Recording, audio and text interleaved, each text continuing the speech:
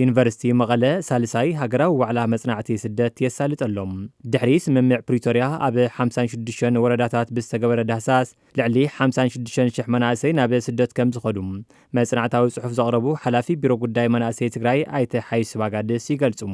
ካብ 56 ወረዳታት እሱ እውን ዘይተማልአ ዝኣክብናዮ ዳታ ከም ዘመላክቶ ናብ 56,000 ዝኣክል መንእሰይ ካብ ትግራይ ስደት ከም ዝወፀ ተመለስቱ እውን እንደገና 25,000 አካባቢ ካብ ስዑዲ ካብ ዓረብ ሃገራት ናብ ትግራይ ተመልሶም ከም ዝኣተው መብዛሕትኦም ተመለስ ካብ አዲስ አበባ ናብ ትግራይ ከኣተውን ብኣቢሎም ናብ ጅቡቲ ናብ ካሊእ ከባቢታት እንደገና ከም ዝስደዱ እናረጋግጽና ዘለና ብፍላይ ከዓቶም ተመሊሶም ንብሎም ዘለና ተመለስቱ እውን ኣብ ትግራይ ክቕመጡ ድልየት ከም ዘይብሎም 50 ሚእታዊ ዝኾኑ ህዚ ስደት ተመሊሶም ስደት ክኸዱ ተዳልዮም ከም ዘለው ትልም አውጽኦም ከም ዘለው እናረጋግጽና ዘለና ማለት እዩ።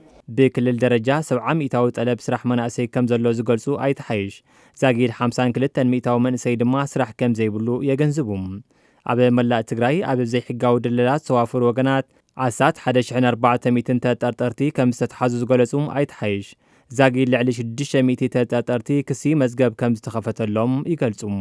70 ሚእታዊ ዳርጋ ስራሕ ደላይ ተባሂሉ ተጸንዐ መንእሰይ ስራሕ የብሉ ካብ ጠቕላላ መንእሰይ ከዓ 52 ሚእታዊ ስራሕ የብሉ ብፖሊስ ኣብ ኩሉ ጫፍ ትግራይ 1400 ዝኾኑ ተጠርጠርቲ ናብ ሕጊ ቀሪቦም ካብኣቶም 613 ከባቢ ክስ መዝገብ ተኸፊቱሎም ናብ ሕጊ ዝቐረበሎም ካብኣቶም ናብ 76 ዝኾኑ ተፈሪዶም እዮም 431 ከባቢ ከዓ ኣብ ከይዲ ከም ዘሎ ካብ ፍትሕ ቢሮ አረጋግጽና ኣለና ማለት እዩ። እቲ ዋዕላ ዘይሕጋዊ ስደት ንምንካይ ምስ ዝተፈላለዩ መንግስታውን ዘይመንግስታውን አካላት ብምውዳድ ንምስራሕ ዝኽእል ምዃኑ ዝገልጹ ኣብ ዩኒቨርሲቲ መቐለ ዳይሬክተር ኢንስቲትዩት መጽናዕቲ ስነ ህዝቢ ፕሮፌሰር ክንፈ አብርሃም ከም መንግስቲ ኮነ ሕብረተሰብ መናእሰይ ካብ ስደት መጽኦም ተመሊሶም ናብ ስደት ዝኸድሉ ምኽንያት ነጺርካ ሓጋዛይ ኣብ ምዃንን መፍትሒ ኣብ ምንዳይን ትሑት ጠመተ ኣሎ ይብሉ። ሓደ ኣካል በይኑ ክፈትሖ ስለ ዘይኽእል ጸገም እዚ ዝተዋደደ ጻዕረን ከዓርፎ ሓሲቡ ዝካየድ ዘሎ እዩ።